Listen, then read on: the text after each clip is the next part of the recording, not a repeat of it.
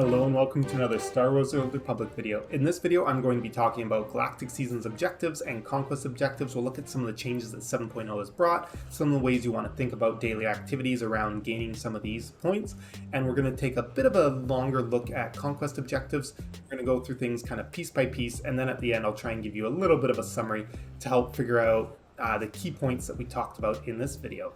So let's start off with Galactic Seasons objectives and how you want to complete these. So it's great to see they moved to a weekly system. There's only one daily to complete, which is simply gain 25,000 conquest points. And this doesn't have to be on a single character. So very easy to get the daily one, love it. And the fact that you now get to pick which of the weeklies you want to complete, you only need to do 7 of them. So I'm already at 5 out of 7, and as you can see, there's 5 more missions that I can choose from, so I only have to choose 7 out of 10. And there's very few that are on PvP though, so if you're somebody who loves to do PvP, it's a little bit annoying that some of them are a little bit harder to get at. Let's take a look at all of them and see how you might want to complete them.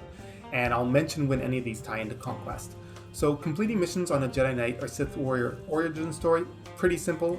Just go and do stuff. There's also a lot of stuff this week for completing missions with the Taskmaster and the Eternal Taskmaster attached to that. Mutual Beneficiary, you want to increase your reputation with Shadow Syndicate and you want to get 1,000 reputation. So for me, when I hand in the trophy that comes from 20 Shadow Syndicate plans and the trophy that comes from 5 Shadow Syndicate plans, I pop this. So when you do pop that season objective, just make sure that you're on a character who's going to be gaining from this advancement reputation for Conquest. It's almost half of the Conquest you need for your personal goal of 100,000. Earning 200,000 points across your legacy for Conquest, pretty easy. 2 characters that make it to your personal Conquest goal, you've already got it done, right? So it shouldn't be very hard for most players to be able to achieve March Across the Galaxy. Legacy of the Underworld, this one you can choose if you want to do it or not because you might not be doing any flashpoints at all, but completing flashpoints gives you a point and you earn bonus points for completing certain ones and you earn bonus points for doing a bonus boss. So it can be really fast to get these points done if you do one of the bonus ones with a bonus boss. But there are lots of things that count as completing flashpoints other than strictly just flashpoints. So this is definitely something that if you're going for a lot of conquest, there's a chance that you're probably going to get it anyways. Infiltrating the competition. This one is just kill enemies who drop Underworld Syndicate plans. There are a lot of places that give you Underworld Syndicate plans too that make it very easy to get this without even trying. The big thing though is just killing enemies on any of these planets listed is going to give you a lot quite quickly, and you can go check out my little guide on Underworld Syndicate plans if you want to see more about getting the secret intel from the informative Jawa. The Terrace of Terrace, this is another one that's really easy to pop, just defeat 2 world bosses on Terrace. Yeah, go look for a group in endgame chat, general chat, on Fleet or in Terrace, or if you have a guild, see if they want to organize an event too. That's a great way to get it, and this is an easy one to complete. Stay on target, this one is if you're playing GSF. This one though, you actually have to know how to play GSF a little bit. So one of the easiest ways I would say if you're not very good at GSF is just go to an area that's already been captured and just hang out there and try not to die, and you'll probably gain some defensive points. Shoot at whatever you can see to see if you can get some damage points as well.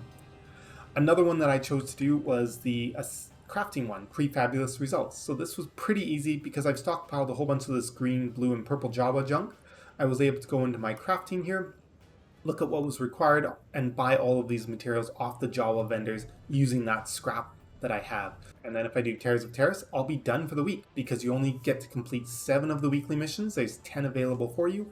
So that means that I'm going to be skipping the GSF one, I'm going to be skipping the lair bosses, and I'm going to be skipping liabilities of Nar Shaddaa. Now, I think it's really interesting. Who are these enemies on Nar Shaddaa? I want to go track them down and kill them because I've never done it before, and it's something that's interesting to me as someone who's played so much of the game to see something that I don't know and have a reason to go looking for it. So I'm going to go look for this one whether or not I do the Terrace of Terrace. Lair of the Mountain Queen, defeat lair bosses. I feel like this one has been nerfed so heavily that it's not really worth doing anymore. The rewards are just so small compared to any other kind of content you could be doing. There we have it. That is your Galactic Seasons objectives for this week. Alright, so let's start taking a look at Conquest objectives and how we want to meet our personal goal of 100,000 conquests. Keep in mind a couple things. This is level 71 plus tier that we're talking about, and we're also going to be talking about this from the point of view of somebody who wants to spread out the efficiency across as many alts as possible for the 100k, and we're not going to be looking at the optimization if you're trying to win a guild conquest contest where you want to have the highest amount of points for an individual character in your guild compared to everybody else to win some prizes. Alright, let's get going into this.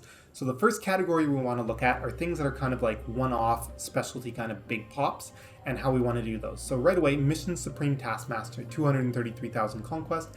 If you can, pay attention to this and put it on a tune that you just want to have their 100k Conquest done. Generally, you want to be earning the missions towards this on somebody other than the tune who's going to be popping it, otherwise it's just overkill for your personal Conquest. Galactic Rampage, defeat enemies. This is a one-time one as well. It does turn into an Eternal, which is really nice, but just keep in mind that 67,000 points, that's a long way towards your personal Conquest goal.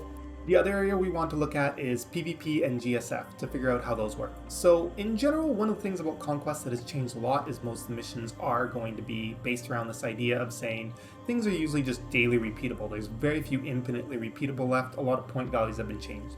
When it comes to doing ranked and unranked PvP, there's really nothing interesting in here that's going to get us an easy way to make 100k on tunes, spreading them out. If you like doing ranked or unranked, my suggestion is just go straight for the weekly.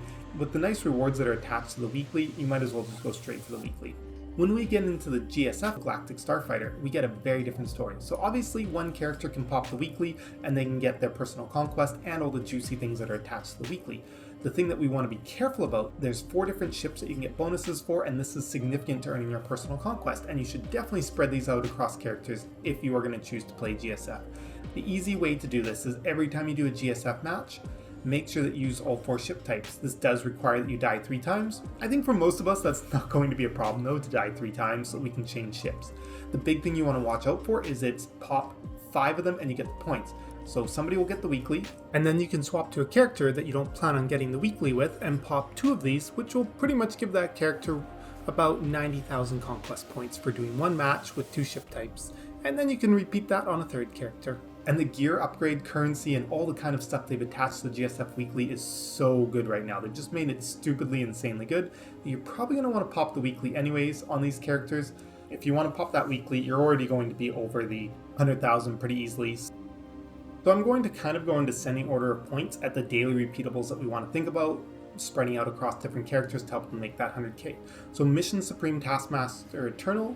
So complete 25 missions. Keep an eye on this one. You might not necessarily complete it every day, but just keep an eye on when you're getting close to it. So, just set it to tracked. Advanced Reputation, this is a great one. There's lots of easy ways to trigger reputation advancements, especially with the new Galactic Seasons 2 and Underworld Syndicate plans. So as you can see, I have quite a few places that are maxed out. I've got a decent number of places that aren't maxed out. You don't have to actually increase the level, you just have to gain any amount of reputation. And right now, Shadow Syndicate has made it so easy. It's very simple. You get trophies from handing in Underworld Syndicate plans, and those trophies will gain you reputation. The best thing to do is to only hand in 1 Underworld Syndicate plan for the smallest trophy size and claim that every single day so that you're getting the maximum longevity out of that reputation track increase with Conquest bonus, and you can milk it for as long as possible. If you are set up to craft dark projects, this is another great thing as you've got a triple trifecta here. You've got a dark project, invasion force, and a war supply all together. That's about 35,000 points we can get from combining all 3 of those on a character. And of course, you've still got your crew skill missions, bringing that total almost to 39,000 points. Star Fortress, where do we go with you? Star Fortress has been significantly nerfed, so it's definitely not going to be as good as we're used to it being, but it's still got some decent options. The weekly itself has been nerfed a lot. It's not useful to do the weekly to be able to get your 100,000 personal Conquest. The Star Fortress stories have been nerfed significantly, so we're looking at a little less than 12,000 points for doing story mode Star Fortress. I don't think it's worth it. You can only do it once a day. They're so stinking quick though that you might just choose to do once a day. When it comes to doing the Star Fortress on heroic difficulty though, that is a different story. There's actually still some benefit attached there. So there's 2 benefits. One is you'll see some of the planets actually have Star Fortress bonuses for doing a specific planet. You'll see that you get 13,500 for doing heroic, and you'll see that if you haven't already popped Flashpoint Veteran mode, you get 12,200. So just to test it out, the first one I did for the day wasn't Tatooine or Nar Shaddaa, and I got 39,000 points. That was really nice. I had not popped Flashpoint Veteran mode yet, nor Star Fortress Heroic, nor the planetary specific one. Once you've completed the first one though, you're not going to get as many points anymore as some of these objectives just disappear. The changes to the stealth have made it a lot harder to stealth through there. You can still be in stealth with a pet, have the pet open the doors for you, but it slows you down. And there's certain random areas where I'm just getting knocked out of stealth and enemies are attacking me where I never used to have that happen. You have to be in a group to make this time efficient and worthwhile in my opinion, but 39,000 points for your first one in the day, that is a pretty nice amount of conquest. The other one that I want to point out is Operations Veteran Mode. So this is a decent amount of conquest points, and the reason why I'm willing to suggest it is because it's actually going to help you through gear farming and getting some stuff you're looking for. You can just go and do EV, hard mode, EV vet. No problem with doing that. You're still going to make progress towards your gearing, your currencies, and you're going to pop some nice conquest. You can do that once a day. That's 30,000 points. We do have the current event being the bounty contract week, so the kingpins are pretty nice. If you have these missions available to you, you can do one per day for 21,000. They're not too long, not too hard. Various flashpoint objectives is also going to be on the list. There are quite a few different things. Not everything lines up with Activity Finder. If you find that you like doing flashpoints or you're going to be doing them for gearing or whatever anyways, you can keep an eye on some of these and make up your mind on which ones you actually want to go after. We talked about the Galactic Rampage before, and there is an Eternal. It's only worth 22,000 points, but it is worth keeping this one tracked as well, so you can have an idea of when you're getting close to that 200 and log on to the appropriate tune. That's a nice little boost to top you off. Companion Influencer is another great one that we want to be looking at doing every single day. It's very easy. That kind of wraps up all of the stuff we want to be looking at for kind of easy, larger points, bigger chunks for spreading out that 100k personal conquest across characters. So another thing that you should really be thinking about when we're looking at getting that 100k conquest on each character is thinking about which daily areas and which heroics you're going to be farming as part of your gear upgrade process. So if you're still looking to collect Aquatic Resource Matrix or ARMS, then you're going to be doing daily areas on multiple characters as well as heroic missions. So those characters that you know you're going to be doing daily areas and heroic missions on, I would hold off a little bit on popping all of their conquest objectives that get them to 100k pretty quick. So that way you can kind of see how many weeklies did I do, and then as you get closer to the end of the week, you can start deciding how do I want to flush those characters out with any points that they're missing. Okay, so let's talk now about what you're going to want to do if you're looking to get a lot of conquest points on a single character, or of course you can apply some of this to getting lots of conquest points across multiple characters. Why would you want to do this? Well, if you're in a guild that participates in guild conquest contests, then you're going to want to get a lot of points to either help your guild win a planet, or just to win the prizes that your guild is handing out. So a lot of this is going to overlap with some of the stuff we talked about in the daily area, because a lot of these objectives you want to really pay attention to and see what you're going to pop. Alright, so let's go through the list in kind of the order that you're going to want to do everything each day to get those maximum amount of points. So there are a few things that you want to think about doing every day that are just stupid brain dead easy, that don't actually really require you playing anything at all. So the first thing is you want to make sure that you're set up with your crafting to be able to do Dark Projects, Invasion Force, and one of the war supplies that goes into making Invasion Force. Do that, send 5 companions out on crew skills, that's almost 30,000 points. In addition to that, you want to be making sure that you're leveling up one of your companions for Companion Influencer at about 17,000 points. And you also want to be doing the Advancement Reputation, which is super easy right now with Galactic Seasons 2. You have the Underworld Syndicate plans that you can hand in, just the smallest amount, pop 1 trophy every day of the week. Combine that with the simple task of Stronghold Decorator of picking up and dropping a deco 5 times, and a few other small things. That's almost 100,000 a day with barely any time investment, and you don't even have to lift a finger killing anything. Now, what are the big points? PvP points are huge. They've made all the weeklies a lot easier to complete, a lot less requirements, and the amount of conquest points is still significantly high. So if you can do your wins in ranked and unranked, definitely make sure that you go in and get these weeklies once per day. You can do them up to 3 times in a week on a single character, which means that you also have an additional 4 days where you can get them on different characters if you want to get those additional points on other characters. They also reward you tons of tech frags, lots of other goodies. They've just stockpiled everything in favor of people who are willing to go through ranked, unranked, and Galactic Starfighter to get a lot of conquest points. I would say that Galactic Starfighter is definitely going to be the #1 priority for getting points if you're willing to play it. It gives great rewards, you don't have to actually get wins, you just have to do matches completed, and you also get a ton of points for using each ship. So notice that it says 5 matches played with a certain type of ship. If you die 3 times per match, you get to do all 4 ships. So make sure that you try and get all 4 ships done every single match. So now that we're done looking at PvP being super juicy, what is the next most important thing? Well, I would say uprisings are going to be super compelling, especially story mode are quite fast, fairly easy to do. Pick the shortest ones. Landing Party is one that I really like. Not necessarily the shortest one, but it's pretty quick, very easy. The other one that I like to run a lot is Firefrost. The one thing that we really want to pay attention to with the uprisings though is we want to make sure that we're timing this to work with our uprisings tour of duty, where you get the bonus for completing 3 in a day. I wouldn't say at this point it's worth doing extra uprisings over top of the 3 per day. If you have some extra time later in the list, we'll talk about doing additional uprisings. Anybody who's familiar with doing a lot of Conquest grinding probably knows how powerful Star Fortress missions were before 7.0. They are not powerful anymore. Simple enough. We've lost like 100,000 points off of the weekly. You can't do the weekly more than once per week. And to top it off, if you do more than one story mode Star Fortress per day, each additional one you do is only worth 650.